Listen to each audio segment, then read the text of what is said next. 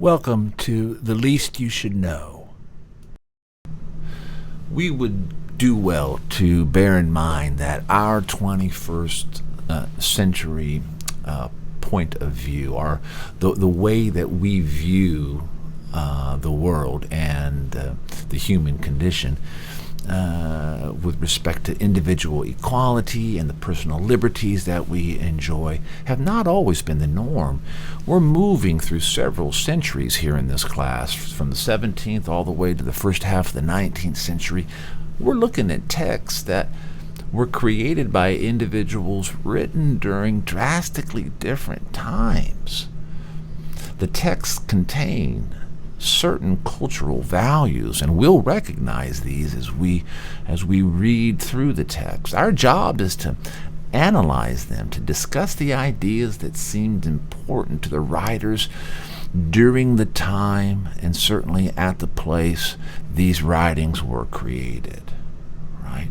We may also entertain, how valid and applicable some of these ideas contained and presented still are to us today as Americans. So I sometimes like to pair John Winthrop right alongside Roger Williams because the contrast between the two individuals is fairly stark and worth noting. First, let's talk about Winthrop. One way to read a model of Christian charity is as a sort of pep talk or a motivational speech to weary passengers aboard the Arbella, the vessel that brought Winthrop and this first wave of Puritans to the New World. Think about what points Winthrop seems to want to make to his audience, to make them feel good or to feel motivated about the enterprise. Also, the lasting and probably the most memorable image from a model of Christian charity is that of the, quote, city on a hill. Think carefully about this image. What sorts of things does it suggest to you, literally, that is? What is important about a literal city on a literal hill? And then think about why Winthrop is turning to that particular image in this particular context. What does he want to suggest about his Puritan community and their sense of importance, their mission? The phrase "a city on a hill" is used by politicians still today in speaking about America and has been since the time of Lincoln. Why do you think this is such an enduring image and what it tells and suggests about America's conception of itself? Winthrop's sermon ends with a dire warning, a special destiny, if unfulfilled, means a special damnation. Why does Winthrop believe that? Is it legitimate for modern speechwriters to borrow the happier side of Winthrop's great prophecy of America and to forget or avoid the darker side? Okay. So pay particular attention to the end, the last few paragraphs of a model of Christian charity. It presents certainly an idealized view of what the Puritan community is supposed to look like, and what, in contrast, does reality look like. Think about Roger Williams, who we're going to talk about in just a moment. They're really two interesting early figures. Hutchinson and Roger Williams were both banished from the Massachusetts Bay Colony by Winthrop and his theocracy there. Winthrop's journal says that both these individuals were guilty of, quote, dangerous errors. What made them dangerous?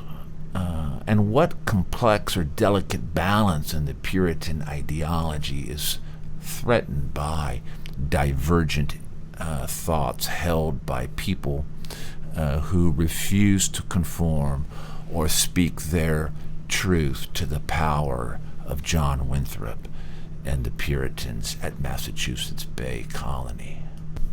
Hey, listen, if you want a great example of irony, just consider the Puritans and their settlement of the New World, and specifically New England and Massachusetts Bay Colony. We remember, right, that Bradford and certainly John Winthrop and the generations who follow were fled England, right, in part to escape the religious persecutions that they underwent. So there is a hypocritical and certainly beautiful irony in their behavior and their treating others precisely the way that they were treated, right, by King James and Archbishop William Laud there in England. Roger Williams and Anne Hutchinson are two individuals, historic figures, who embody the conscientious objector, the nonconformist. Williams was extraordinarily ahead of his time. He demonstrated an enlightenment and a sense of logic and justice and fairness that was, as I said, way ahead of his time.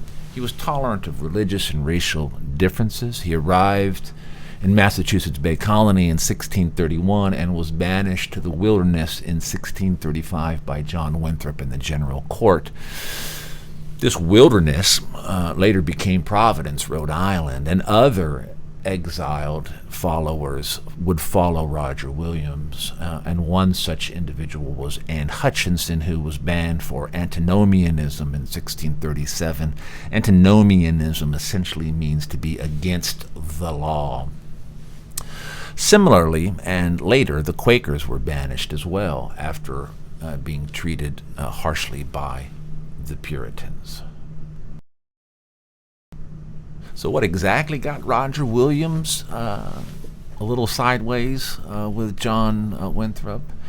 Well, he argued shortly after arriving in Massachusetts Bay Colony that their charter was invalid since the Native Americans were never compensated. What?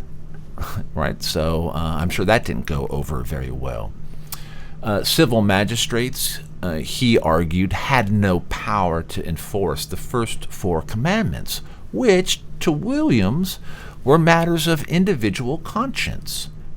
And only commandments that had social consequences should be enforced. And see, the problem for Williams was that Winthrop and the General Court were enforcing all 10 commandments as civil law, right? And Williams comes along and says, look, you can't enforce the first 10 commandments, and you can only enforce, or we should only be enforcing the others that have a direct social consequence. You know, like, thou shalt not murder, right? That has a social consequence. Thou shalt not steal. That has a consequence, right? So Williams was an important figure and wrote extensively on Native American language and culture. We're going to look in particular at a very short little piece of his letter to the town of Providence. Let's review a couple of things when we think about Winthrop and the model society that he has envisioned in his lay sermon, A Model of Christian Charity. It's one that's founded on genuine principles of love, justice, and mercy as exemplified by the teachings of Christ. He supports these virtues with ample scriptural references throughout his sermon and argues that they are in covenant with God and accepted the commission as they sail toward the new world. He likens their model society to a, quote, city on a hill. This model requires, though, conformity and homogeneity. Dissent, difference, is not tolerated and viewed as a direct threat to their enterprise. Now, when Winthrop comes in 1630, there are about 1,000 people in the New World generally located in New England. Okay. In the decade that follows, though, that population swells to 10,000 people. And so we can begin to see the problem that will unfold before John Winthrop and the Massachusetts Bay Colony. Let me put that another way. It's much easier to keep a very small and limited number of people in line, right, if you are part of the power structure. But when you begin to get 10,000 people and get them all in, keep them all in line and demand conformity, the formula changes a little bit. It becomes more problematic, and that's sort of what we see throughout this Puritan experiment. We certainly see the wheels coming off the wagon by 1692 in the Salem witch trials.